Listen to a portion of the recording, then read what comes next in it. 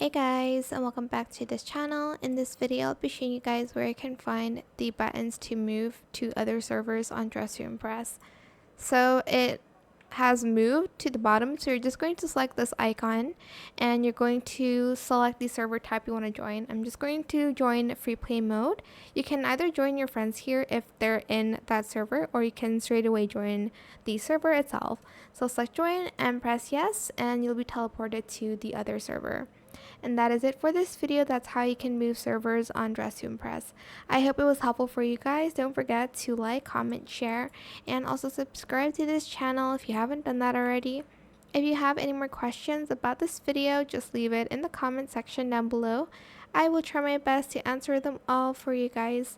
And if you found this video helpful, please click the thanks button as well. That is it for this video. Thank you so much for watching, and have a great day. Bye.